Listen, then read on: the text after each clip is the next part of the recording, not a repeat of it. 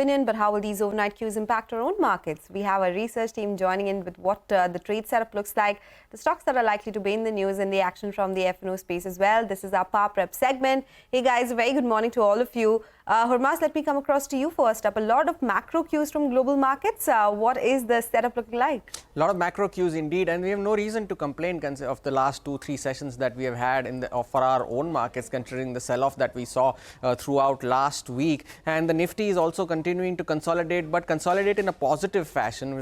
Yesterday's high also was close to 22,270. It's making higher highs. The Friday and Monday's high were the same, but Tuesday's high was a little close to 22,300, which is now the 50 DMA, and that is the level to watch out for as well. The recovery has been swifter in the Nifty Bank. Now it's heading towards 48,000. Today is the weekly expiry there as well, so we'll keep an eye out for those levels on the Nifty Bank at around 48,000. The Wix though is the bigger talking point. The first fall in 14 sessions. It was not a substantial fall. It remains above the mark of 20, but it was a fall nonetheless on the Wix. The outperformers there, metals, global tailwinds coming in for the metals as well. Though the sector did well, it's expected that may continue today as well. The PSUs did very well in yesterday's trading session, so we'll keep an eye out on that. Plenty of earnings reactions from Bharti Airtel, Hexacom, Shree Cement, Colgate, lots of stocks that will react to earnings. Some important names reporting results today, and envisage a lot of retail interest at Dixon Tech, PFC, IEX will come out with numbers today, so we'll keep an eye out on that. But the important stocks will also be those which are part of the MSCI rejig. That Paytm, which has been excluded from the India index, but Indus Towers, NHPC, HUDCO, they have been included in various indices, so those will react as well. The US markets had a positive handover after Jerome Powell explicitly said that they will not hike rates, but will keep them unchanged at least for the next move. So that was the Nasdaq making a record closing high as well. So positive handover from Wall Street. Asia is also largely positive, and the Gift Nifty is also indicating a positive start for our own markets. Back to you. Okay, all right. Thank you so much for that, Hormaz. But other stocks that will be on our radar, Upasna has that list. Hi, Upasna.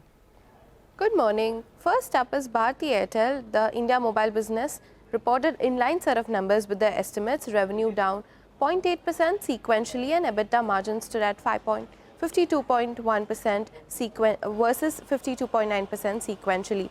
Next up is Siemens. It reported its Q2 SY24 numbers. It's a beat on all counts. Revenue saw an uptick of almost 18% on one-year basis. EBITDA margin stood at 15.3% versus 12.8% on a one-year basis.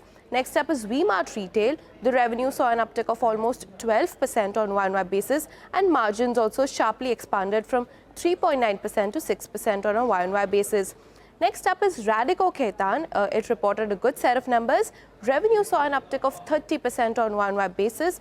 Margins also expanded from 9.5% to 11.4% on a one-year basis. Next up is Patanjali Foods. It also reported a good set of numbers. Revenue saw an uptick of 4.4%. EBITDA margin stood at 4.5% versus 4.1% on a year-on-year basis.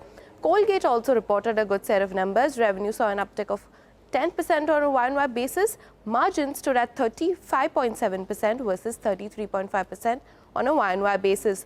Shree Cement also reported a good set of numbers. Revenue saw an uptick of 7% on one-year basis. EBITDA margins stood at 26% versus 18.6% on a one-year basis. Next up is Thyrocare Technologies. Margins stood at 21.9% versus 18.2%. Next is Cipla. According to the sources, promoters are likely to sell up to 2.5% stake in the company via block deal. And lastly, Shilpa Medicare will also be in focus as the company announces successful completion of early clinical development and ongoing phase 3 clinical trial of a newly developed drug, that is SML-007, which is mainly for the treatment of non-alcoholic fatty liver disease. Okay, all right, thank you for that, Upasna. Let me go across to Mangalam, joining with all the cues from the F&O space this morning. Hey, Mangalam. Good morning. So something's turned, seems like, for the market. You know, the way we've recovered from the low on Friday and thereafter, yesterday's up move, follow-up up move with the mid-caps doing extremely well, the broader market is doing well. And the first decline that we've seen in India VIX in the last 3 weeks, so to say, is telling you that maybe things are turning. The important part, however, is the flows aren't reflecting that. The FIIs yesterday as well sold about 4,066 crores in the cash market. And one would imagine that, at near record short levels, the FIs would go ahead and cover some shorts. That wasn't the case to be. The headline is the FIs continue to sell in index futures. 2,364 crore is the selling that they did yesterday. In yesterday's up move, they actually unwound 21,000 longs and added 18,000 shorts. So now the FII short exposure, net short exposure, has crossed that 2 lakh mark. So, the table comes up for you. You have 2.1 lakh net short contracts by the FIIs in index futures, and the longs have dropped just to 30%, with 70% of their exposure being on the short side. The question now is, when does this give? 22,100 put has been extremely active given the recovery that we saw yesterday, telling you that 22,000 to 22,050 would be an important support for the Nifty. However, on the way up, while we did see some covering at the 22,200 call, 22,250 call writers were active for a premium of 85 rupees, telling you that levels upwards of 22,300 closer to yesterday's high would be a bit of a problem, and that's largely because of both the 50 and the 20-day moving average being between 22,300 and 22,321 itself. We have the Nifty Bank weekly options expiry today as well, and while it crossed the 50-day moving average yesterday, on the way up, we'll be watching out for the 20-day moving average on the Nifty Banks. A couple of stocks I'm watching out for. Birla Soft has entered F&O ban, and PNB is out of F&O ban. Okay, all right. Thank you so much, guys, for joining us and prepping us up for this trading day ahead.